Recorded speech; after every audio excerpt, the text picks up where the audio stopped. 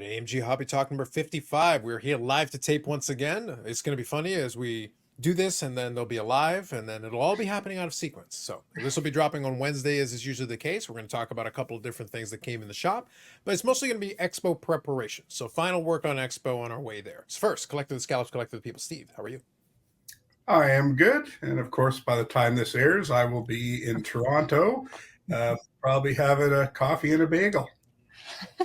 Amazing. Amazing. And Sherry, how are you?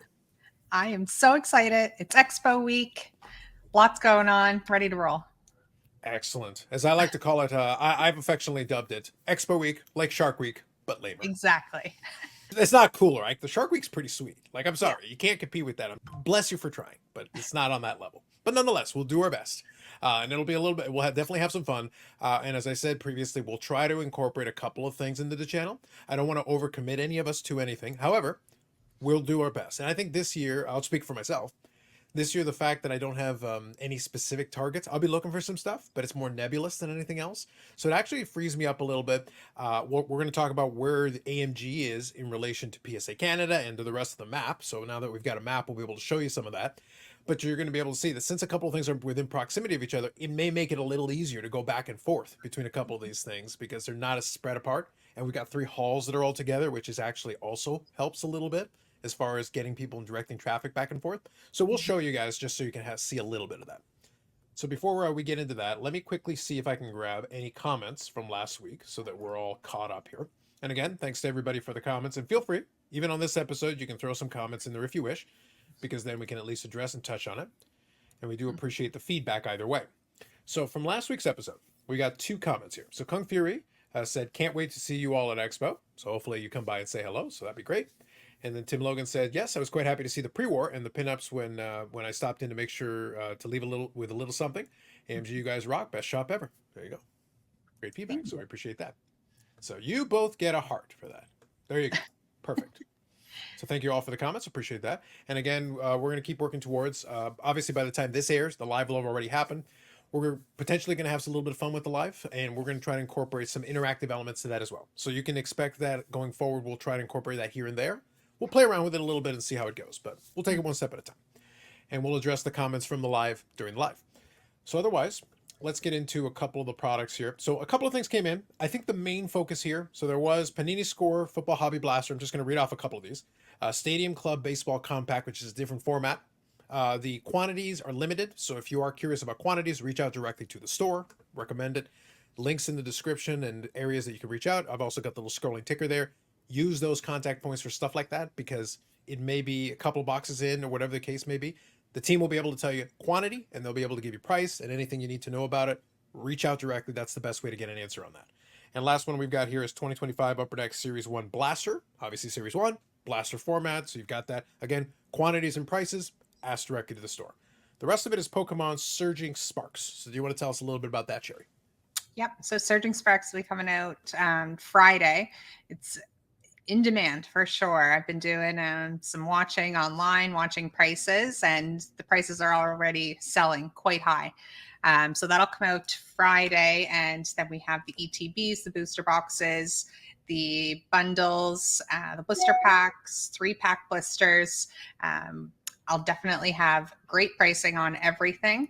Even right now, I think the booster boxes are going $10, $15 above the usual starting price for when they come out. So it's definitely in demand, like I said. But check in store and we will have some great prices for you. Last release, I did a bundle special. So look for something similar to that coming this week. Very nice. Very nice. I think that works quite well. Mm-hmm. Now, let me ask this question. Before we get into Expo, the Expo will dominate the majority of it. So here's what I want to do. I want to ask this question, and then I'll showcase the cards quickly because I want to make sure we at least touch on that. I want to be able to showcase a couple of these cards. And then we'll spend the rest of the time talking Expo because there's a couple of different things we can touch on. So before we do, though, Steve, Sherry, whichever one of you want to talk about it, we had SP Authentic last week. That's a big product drop. Personally, Alan and Gintz are kind of excited. Maybe we did talk about that one as well. But SP Authentic is obviously one of the big releases of the year. The 3 big ones. Series 1, Series 2, SP Authentic, and then the Cup. With the Cup with Bedard, we'll be waiting. That's still nebulous on what's going to happen. But this puts us at 2 out of the 3. SP Authentic with Bedard. There may be something on that in the showcase. We may be able to show that in a moment.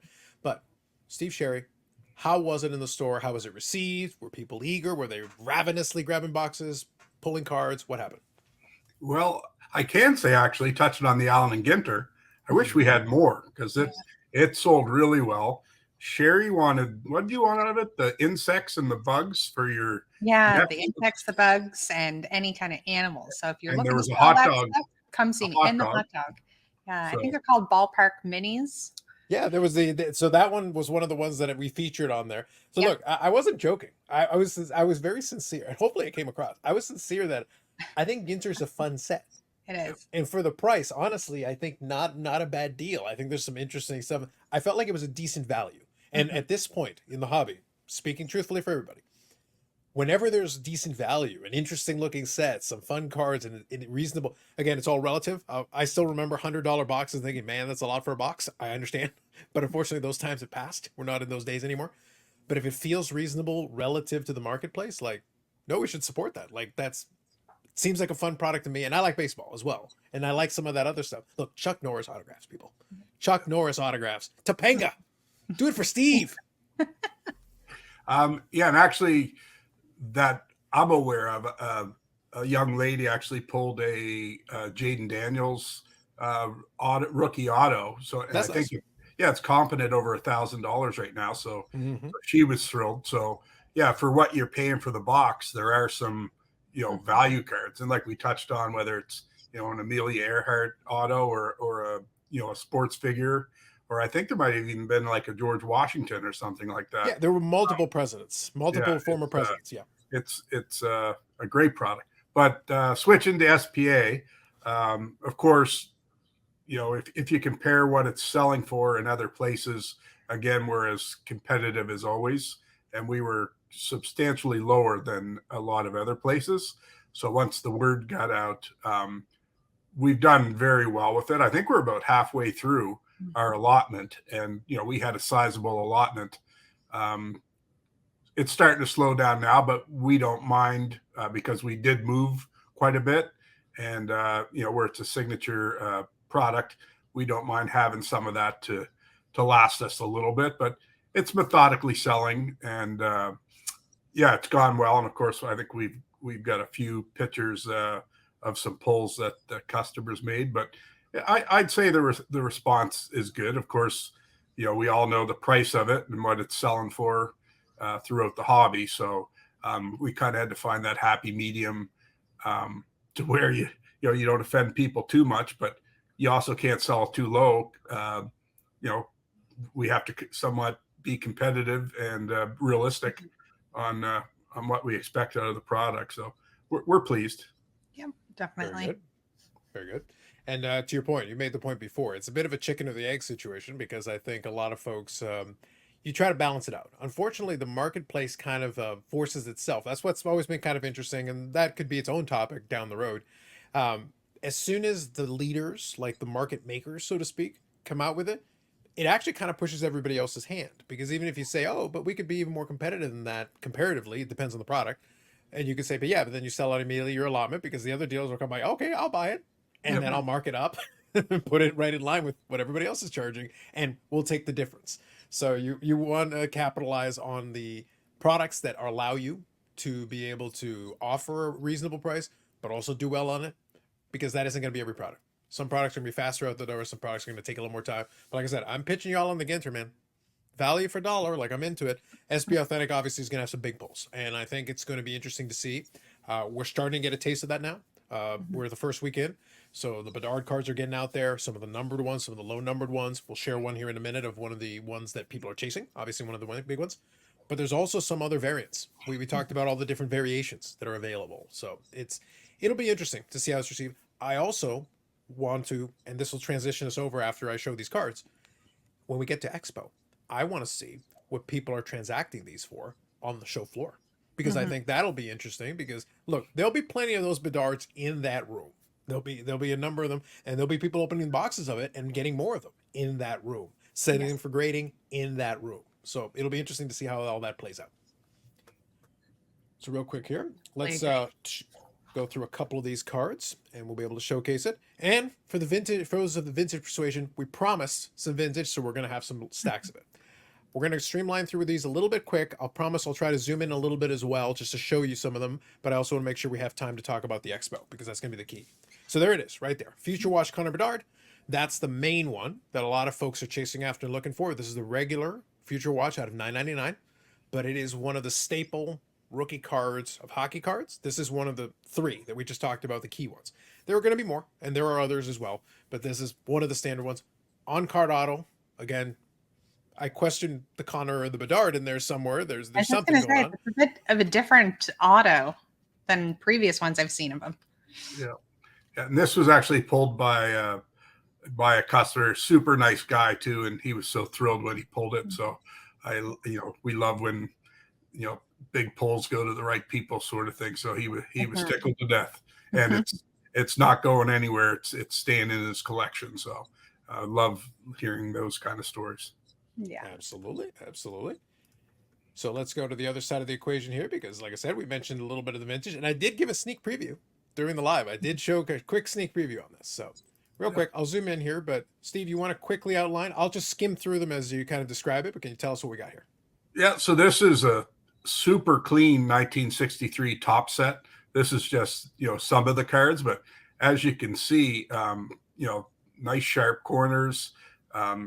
For the most part, it's a tough issue on centering, but centering's, pretty good on them. And I like this set too, because it's one of the more affordable 50s and 60s sets.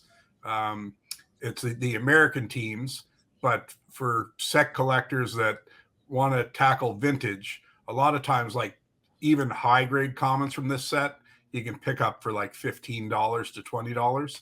So it's one of the more affordable vintage sets. So I was super happy to see it come into the store.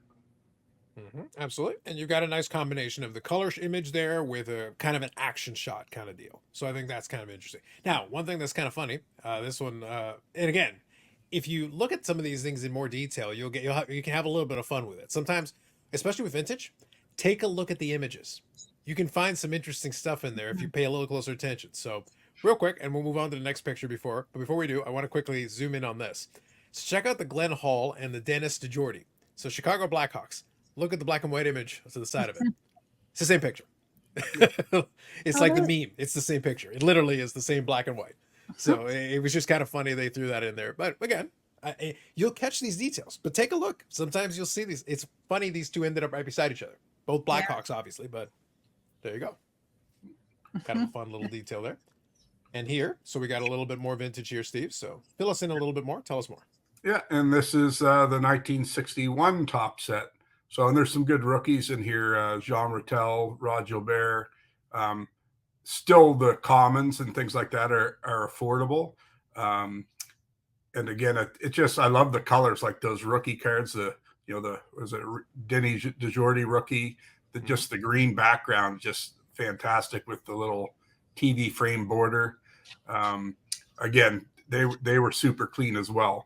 And, some of them are tough to find these days because, time's passing by and these cards are getting older and older. Yep. So a couple of things to note here, just from the images there. You got a nice Bobby Hall, and you've also got Stan Mikita. So you've got those two there. I want to know a little bit about what's going on with Phil Watson here. If you look at the image, it looks like he's halfway through a wink or something's going on over there. So that's kind of interesting. It's a little interesting. And one more image that's actually a tough card too, because it's card number 1 from the set. So that one in high grade can command a serious premium, but it's got a little bit of a lazy eye going there. But I don't know, the white tuxedo might have set him off there. It could be. Well, Steve, if you got an explanation for this though, what's going on with Pat Stapleton? He rookie initiation, I think. They probably shaved his head and might have missed a spot. Well, I'm also deeply concerned by that look on his face. That very much reminds me a little bit of Full Metal Jacket, if you guys know what I'm talking about. All right, listen, don't ask the guy about his rifle. Don't ask him about it. Again, with these, look at the images. You guys can have a lot of fun if you look at the I pick up on these things because it's like, no, look at the images. There's an opportunity there. You can have a little fun with it. Okay, so let's talk about this. 2014 Andrei Vasilevsky, UD exclusives and high gloss. So you got 2 of the numbered ones here for the young guns on this. Yeah, both and graded, one in a PSA 10 and one in a PSA 9. Yeah, and these cards will be heading to the Expo, so they'll be available at the at our booth. Beautiful.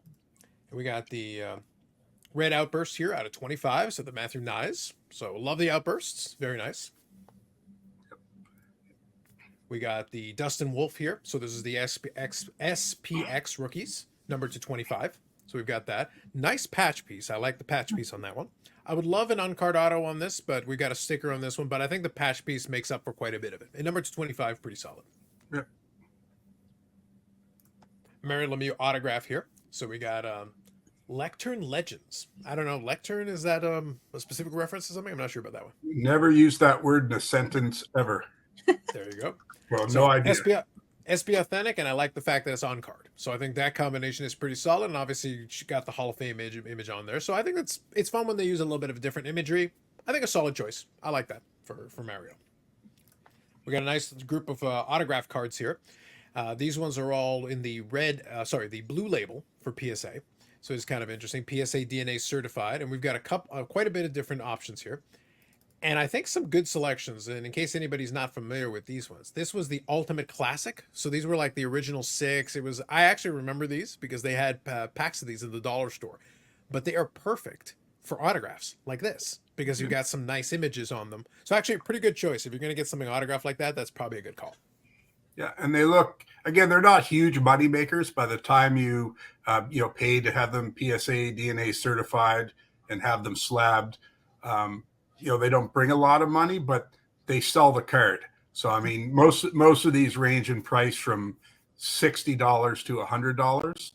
But people bring autograph cards in all the time, and we kind of tell them until it's in one of those holders, it's like a $10 card, unfortunately, because the person at the end of the rainbow, wants that authentication. So by the time you invest in and have them certified, the markup's not huge, but the item will sell. Very good. All right, last group here. So for the vintage folks here, one more set for you. So we got the 64, 65 tops tall boys here. A nice set of them in different conditions, Steve. So anything you want to add on these? Just some guys have bigger heads than the other. I always get a kick out of this set. Like look at Leo Boivin, little tiny head, and then Jacques Leperrier right beside him. His head's 7 times bigger. But, vintage cards are tough enough. Then when you throw the oversized tall boys in, even getting 5s and 6s in these cards are good. So, and again, look great in the slabs and, definitely protect the card. So, and this set's got a serious resurgence too. The last couple shows, a lot of people looking for the tall boys. Mm-hmm. Absolutely. And one of those things, and kind of plays into what I said a little earlier, Sherry. Secretly, I believe that some of the tops and O-Pee-Chee people that were making choices about the photos, I think they just didn't like some of these players. I think these were intentional choices. There's a little bit of vindictiveness in there. I feel it. I can sense it. Like, you could have picked 100 different pictures. You chose this one. You really don't like this guy, do you? Mm-hmm. I see what's going on here. It happens. I get it. I have to say, though, I'm impressed with your picture taking skills. Very clear. Yeah. Very solid, yes. What I do. We do appreciate that. All right, so let's shift over, and we're going to talk a little bit about Expo now. And obviously, the last-minute preparations are done. Brad is already en route. He is on the aeroplane flying over as we speak, as we're recording this. But obviously, there'll be a lot going on, a lot of activity. So what I'm going to do, let's talk about it a little bit in terms of what you're going to be doing, what you're going to be preparing. I'm going to put the map on there. So, Steve, let's talk about it in terms of what you guys are going to be doing at the booth. And then I'll try to point out the booth as well. I think you were 2610 is the booth number. Yeah. And I'll actually point it out on the map. But while we're doing that, Steve and Sherry, tell us about boxes that you're bringing in terms of that, and also what to expect if somebody comes up at the booth and they see you. First, they get to meet the Steve, the collector, the scallops collector people. Before that, like shockingly, our pack up yesterday, we've been streamlining it every year.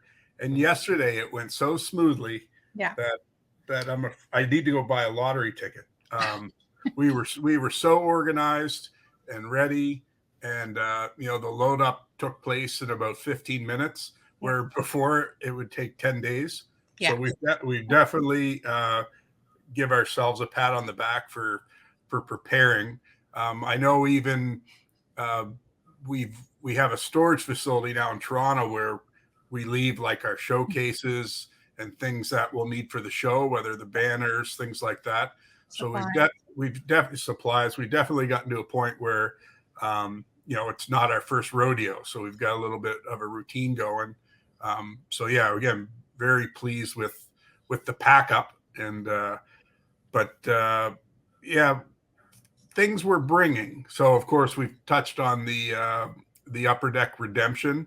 So we're bringing cases of Series 1 Upper Deck, Upper Deck Ice, and the Metal Universe Hockey. So they'll all be part of the redemption program. And again, we'll be as competitive as we can with the pricing. And Sherry, what are some other things that you bring in? We're going to have some Series 1 tins from previous years, so a good little variety there. Another top favorite over this last week, Portfolio Golf. Oh, I hear ravenous reviews about that. Portfolio Golf, there are some people that love it. Yeah, there are. And then I'm going to bring a bunch of non-sport, a lot of Marvel. I'm going to be Marvel heavy this show, moving a lot of product that you don't really move much in the Maritimes. There's a much broader collector base for this type of product out in Ontario and out west. So this is a great opportunity for us to move things that we don't necessarily move as much, such as Marvel Moon Knight, Eternals, some What If, Beginnings, She-Hulk, Wakanda, some Mob, masterpieces, and of course my favorite, Wow, Warner Brothers. I was about to say, like, you should personally be pitching that. You personally should be like, guys, let me tell you, I not only need you to buy this, I need you to open it every day. I need you to buy this, and then I need you to trade them to me. So I think there's like a flow directly happening from there. Deeply, I did get asked the question, Steve. It's like, this is not a joke. I did actually get asked if you guys are going to bring AEW. And I said I would broach the question. See, Steve, you question it. You question it. But the people asked me, they said, are they bringing the AEW? And I'm like, listen. We are where we want to be on A&W right now. So not A and W, AEW. That's a Freudian slip there. Steve's getting hungry already. I like it. I know. But so I did highlight. So I was trying to find the right indicator here that I could show you. So I did circle there. If you see there, I circled the 2610. That's the booth number where AMG is going to be at. So again, this is a different configuration. We're using the 3 halls are actually connected to each other. We don't have the long hallway. So if you've been to the last couple of shows, you don't have that fire hazard that is the long hallway that you try to traverse to get from one hall to another. These halls are actually interconnected pretty well. And so we circled it there so you can see it. And if you want to back up a little bit, I'll just move. Check it out. You can see there's the PSA, village, the entire segment there. That's a gigantic chunk of that section there in the corner, because if you guys know what it is when it's the on-site grading, it is a large space. So that's a legitimate thing there. So you can see there right beside, you got your KSA, you got your MNT, CGC, and Beckett. So all the graders are within like a little horseshoe of each other. But if you look, Beckett, ComC, and then right there, AMG nearby. So you've got a couple of landmarks you can use to track it down. ComC there, AMG there. They're basically able to throw things at each other.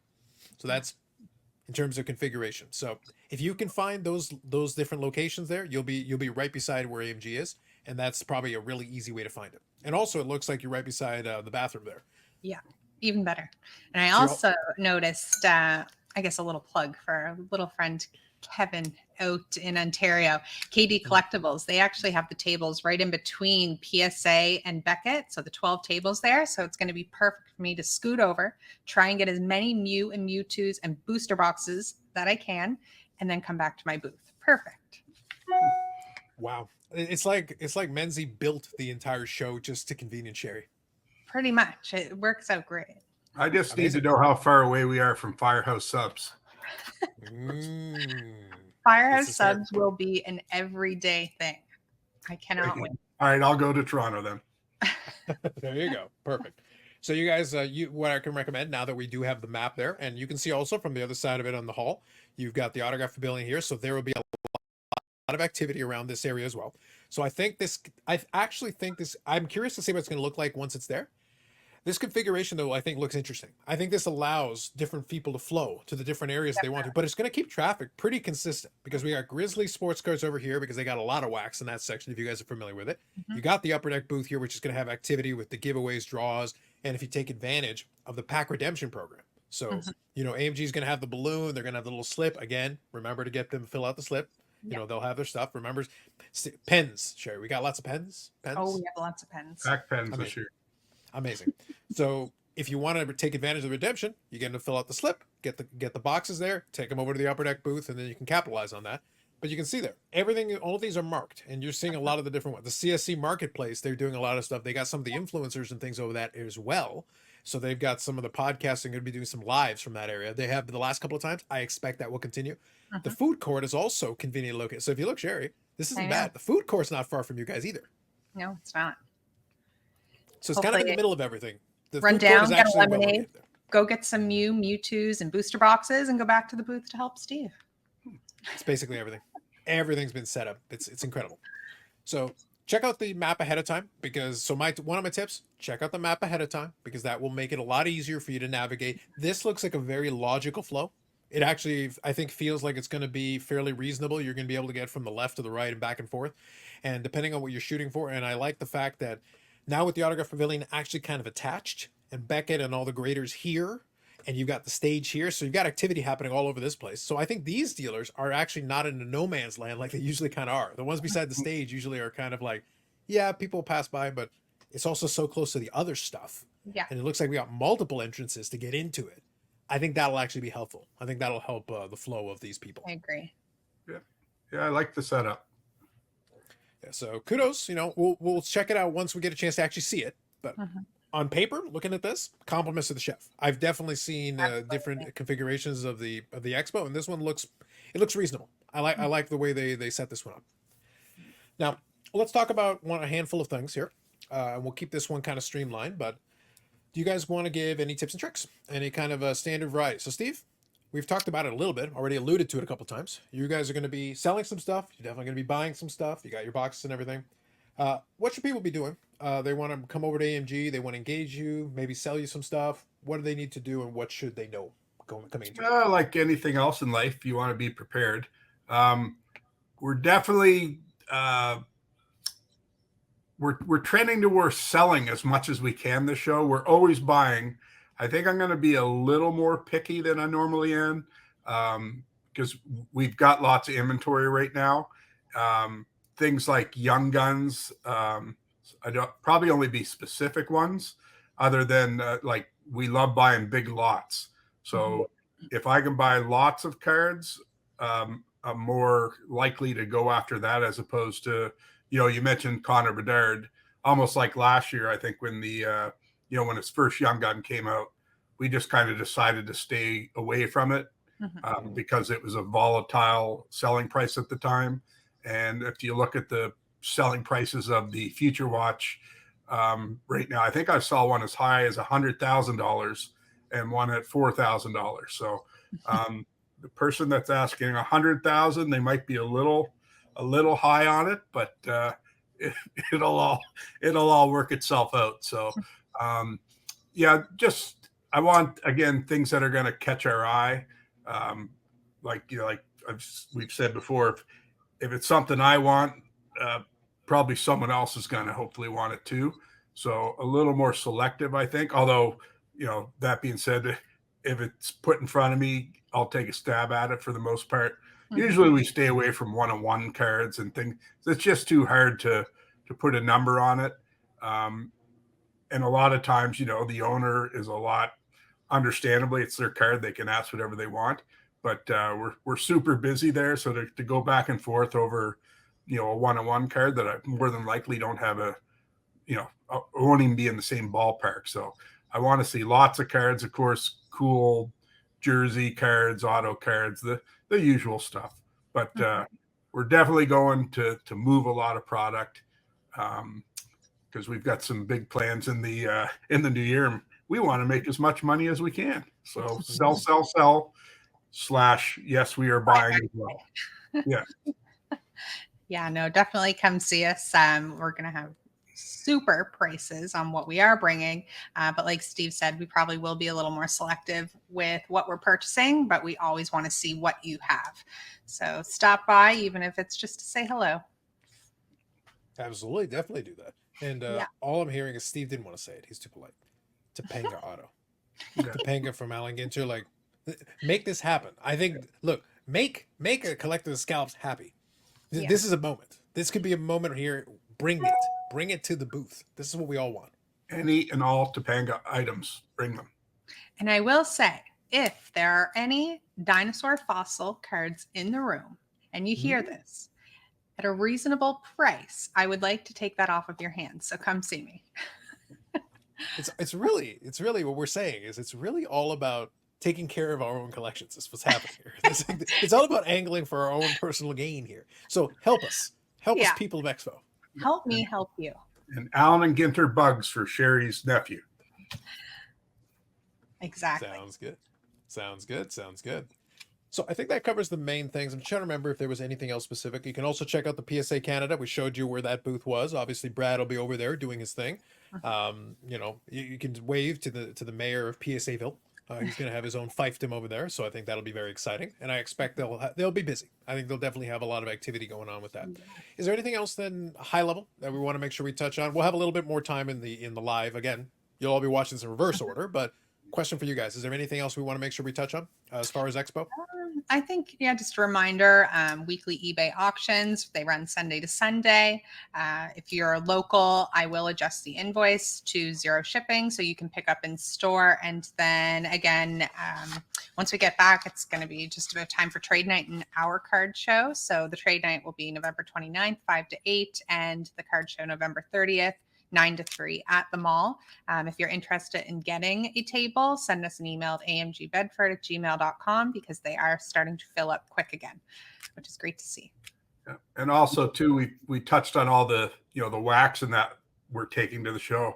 We probably have our best selection of high-end cards as well.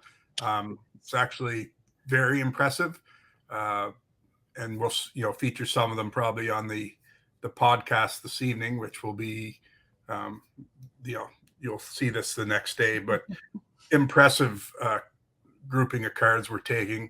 Again, not so much interested in trading. I will trade in certain instances, but it's got to have to be like we've got some really big cards. So you're going to have to again show me something that's really I can't live without. But it's going to be their jaws are going to drop when they see some of the cards that we're throwing on the table. So excited for that too. And again, we've talked about just have to be focused on our task at hand. And I remember we talked about this before too. Like I know people like to come over and chat with us and say hi and stuff like that. If we're a little, I don't want to say dismissive, but we definitely got to keep our eyes on the prize and protect our table and our investment. So pop in and say hi, but there's lots to see at the show. If it's quiet, come by and say hi. But other than that, our focus is on the task at hand, and that's working that booth. Yeah, I think that sounds good. So we'll leave it on that note. You guys can check out. Next episode will be our post-Expo one. We'll give a little bit of a decompress, a recap on what happened. We'll find out how many Topanga cards Steve left with. Like, who knows? We can all dream. I think it could be very exciting for all of us. Really. Yeah. Deep down inside, we're all rooting for it. It's going to be very exciting. You can use links in the description for anything that we were talking about. All those things are going to be in the description. All the contact points and everything. The store's still operating. The store's still running, so you can reach out.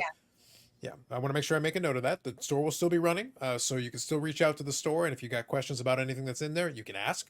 And then again, prices, questions, anything, ask about it. That's the most direct line. If it's not time sensitive, you just got a general question or comment, you can certainly leave it in the comments section. We appreciate the engagement anyway. Hit the like button because off in the distance somewhere, Eric is paying for it. We invoice him every single week, so he always pays. So hit the like button, do it for him. Hit the like button for Topanga too. Why not? Yeah. I think why not? We'll go with it. So for Steve, Collector Scallop, Collector People, and Sherry, the next time we see these people unofficially, by the time you're watching this, the next time we see them will be something related to Expo probably. There'll be Yeah. some kind of content on the social medias. Follow the social medias so you get into that. Maybe I'll rope Steve and do an impromptu live.